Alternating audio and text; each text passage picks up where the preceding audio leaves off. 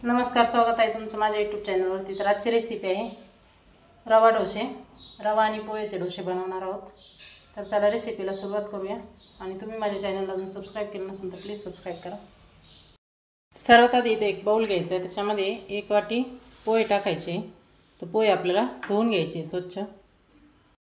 त्यानंतर याच्यामध्ये तीच वाटी घ्यायची आपल्याला आणि 1 वाटी बारीक रवा घ्यायचा आहे। त्यामध्ये थोडंसं दही टाकायचं। आता हे सर्व एकत्र मिक्स करायचं आहे।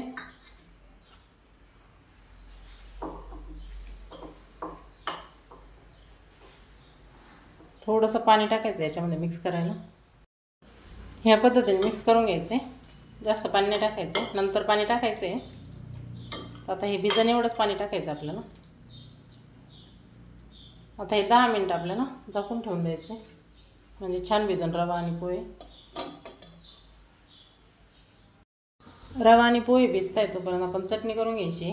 तर गॅसवरती मी कढई ठेवली, त्याच्यामध्ये तेल टाकून घ्यायचं, थोडंसंच टाकायचं आहे। त्याच्यामध्ये मी 1 टोमॅटो टाकते। त्यानंतर याच्यामध्ये कांदा टाकायचा आहे, थोडंसं आपल्याला भाजून घ्यायचं आहे। थोडासा लसूण टाकते। त्यानंतर याच्यामध्ये कढीपत्ता टाकायचा डाळीसाठी आणि थोडीशी कोथिंबीर।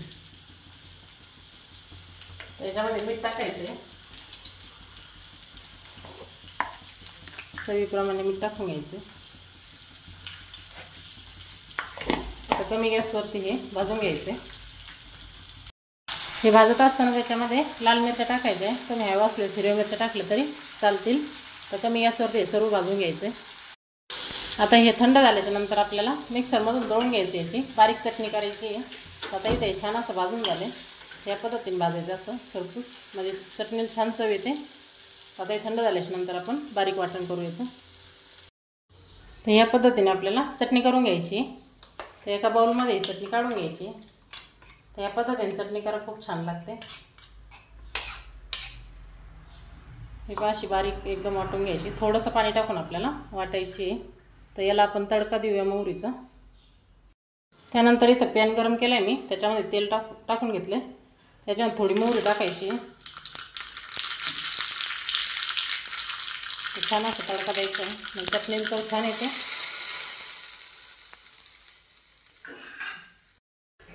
तर चटणी बनवून झाली, तर आता आपले बॅटर पण भिजून झाले। तर आता हे मिक्सरच्या भांड्यामध्ये आपल्याला बारीक दळून घ्यायचे।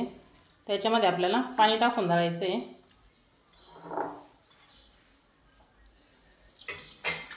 थोडंसं पाणी टाकायचं आहे।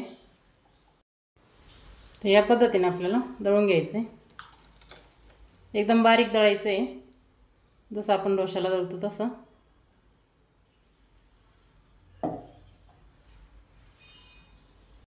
तर आपण डोशाला जसं बॅटर बनवतो त्याच पद्धतीने बॅटर बनवायचं आहे, थोडं थोडं पाणी टाकून।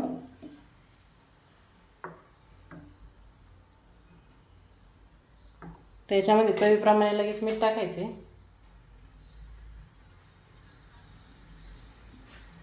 एकत्र असं मिक्स करून घ्यायचं छान।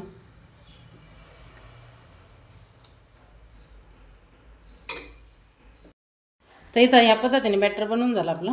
त्यानंतर गॅसवरती तवा तापायला ठेवायचा आहे। तर इथं मी डोशाचा तवा घेतलेला आहे, त्याला तेल लावून घ्यायचं आपल्याला।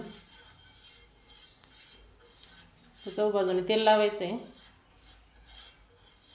नाही लावलं तरी पण याच्यावरती डोसे होतात छान, पण थोडंसं तेल लावते मी। तर तवा छान तापल्याच्या नंतर आपल्याला बॅटर त्याच्यावरती टाकायचं आहे।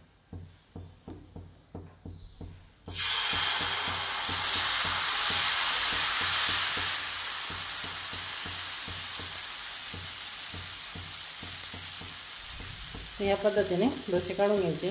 पाहू शकता छान अशी जाळी पण सुटली आहे। तर या पद्धतीने डोसे काढायचे।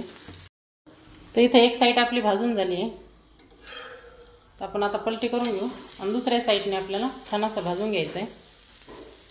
तर तेल टाकायची गरज नाही नंतर।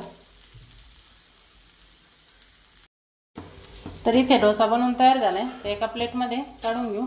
पहा दोन्ही साईडने खूप छान असं भाजलेला आहे। याच पद्धतीने सर्व डोसे काढून घ्यायचे आहे. तर इथे आपले डोसे आणि चटणी बनवून तयार झाली. तर एकदा नक्की करून पहा, खूप छान लागते. तर रेसिपी आवडल्यास नक्की लाईक करा, कमेंट करा आणि शेअर करा.